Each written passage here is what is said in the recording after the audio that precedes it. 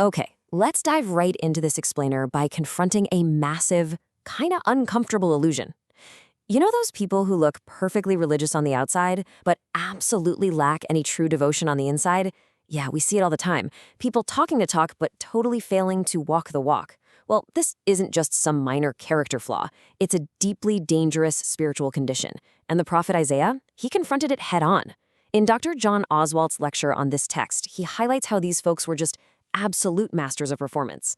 I mean, they had the language down, they had the look perfected, but the core, completely hollow. So to understand their massive failure, we really have to grasp this concept of mishpat. Now, while it's often just translated as justice in English, Dr. Oswalt points out that it's so much bigger than just legal fairness or following a set of rules. Mishpat actually means the divine order. It's the way God intended the whole world to work, and we're meant to reflect this divine order in literally every single part of our lives.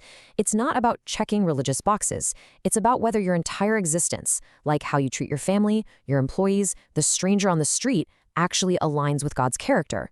And the people of Isaiah's time, they were completely forsaking this underlying order.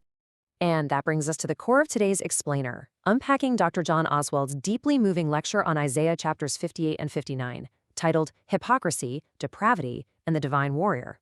It's a fascinating study taking us on a profound journey from the depths of human hypocrisy straight down into absolute depravity and culminating in an epic cosmic rescue mission.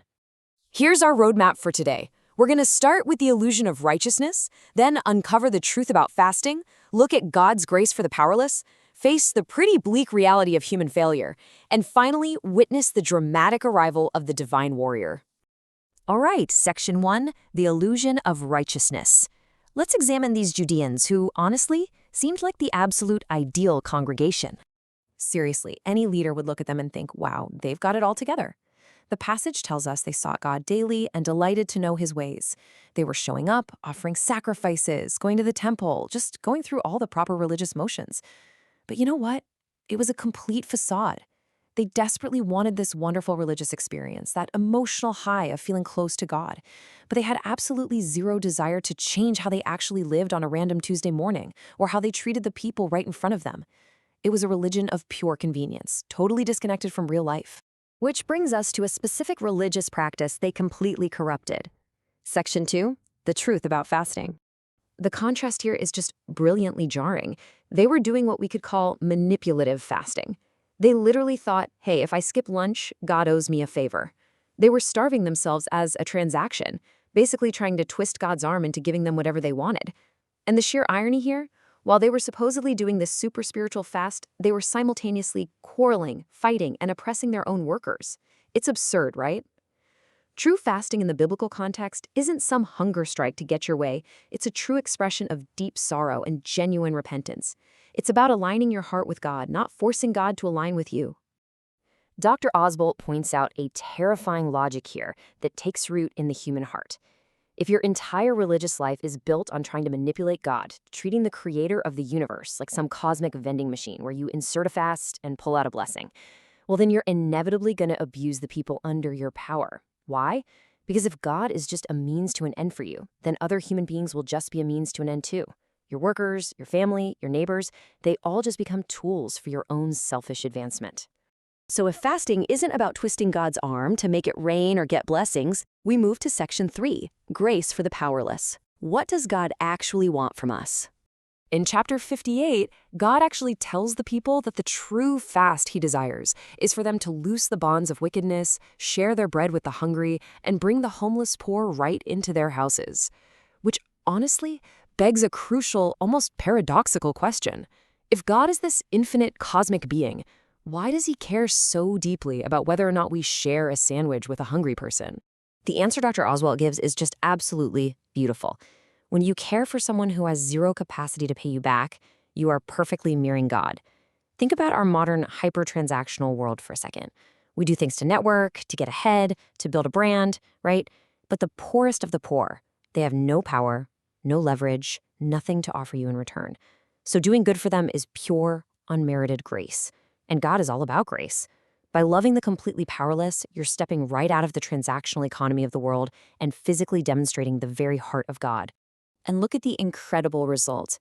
When you actually lay aside your own selfish, manipulative needs to meet the needs of others, God promises these abundant blessings as a sheer gift. He says your light will break forth, your healing will spring up speedily. He's going to guide you continually and make your bones strong like a watered garden. Emphasize this. All those things they were trying to violently force out of God through their fake transactional fasting, they're actually given freely the very moment we surrender our needs to Him and pour out our lives for others. But here's the agitation, and it brings us to section 4, the reality of human failure.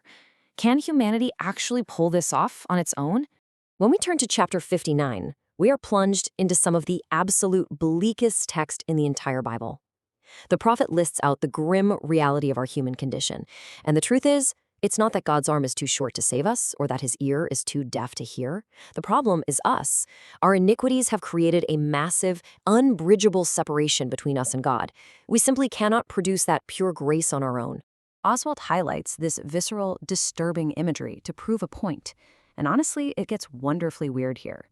The text says humanity is busy hatching adder's eggs and weaving spider's webs. Think about how completely useless and toxic that is. I mean, you can't wear a spider web, and you definitely do not want to hatch a venomous snake.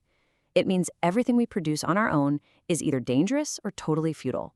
We're described as groping for the wall like blind men at noon, just stumbling around in broad daylight. We growl like bears. We moan like doves. We are fundamentally incapable of producing true righteousness. We're just lost in the dark. And the tragedy peaks right here. Despite knowing exactly what is required of us, we fail so completely that Isaiah describes justice vanishing and truth literally falling flat on its face in the public square.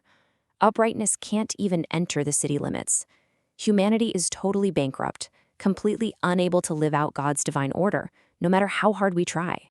But just when all hope is entirely lost, we reach our climax in section 5. The divine warrior arrives. God looks down, sees that there is no justice, and sees that there isn't a single human being who can intervene. Seeing that there was literally no one to intercede, God takes matters into His own hands. He physically gears up for battle. He throws on righteousness like a breastplate, sets a helmet of salvation on his head, and wraps himself in garments of vengeance and zeal as a cloak. Fun fact, by the way, this exact passage is the original inspiration for the famous armor of God imagery that the Apostle Paul uses way later in the New Testament. If humanity can't produce righteousness, God Himself is coming down to display it. Dr. Oswalt draws an incredible contrast here that you really have to see. Back in Isaiah 53, the arm of the Lord was revealed in total weakness, a spindly, suffering servant taking the sin of the world upon himself. But here in chapter 59, that same arm is suddenly described like a 27-inch bicep. This is the superhero-like arrival of the warrior, fully loaded and ready to conquer. But this raises a really fascinating question. The Judeans were already freed from captivity in Babylon, right? Their political enemies were largely out of the picture. So who exactly is this powerhouse warrior arriving to destroy? And this is the massive paradigm shift. The ultimate enemy isn't a foreign army. The enemy is the very thing separating them from God. The warrior arrives to eradicate the sin inside his own people. He comes to kill their sin and do for them what they could absolutely never do alone. They have to stop their miserable, transactional attempts to be righteous in themselves, and instead allow the divine warrior to defeat the sin within them. Dr. Oswalt brings this all together by showing us it's actually a two-part rescue. Yes, God declares us innocent on the basis of the cross. That's justification. He wipes the slate clean. But it doesn't stop there. He doesn't just leave us in our dysfunction. By His Spirit, He comes to actively produce that missing righteousness within us.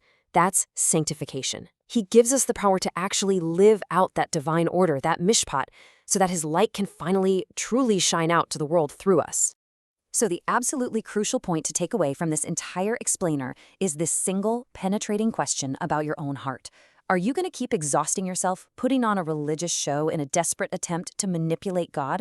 Or will you step aside, surrender, and let the divine warrior fight the battle for you, allowing Him to produce true righteousness in your life? Let that question really sit with you today. Thanks so much for joining this explainer.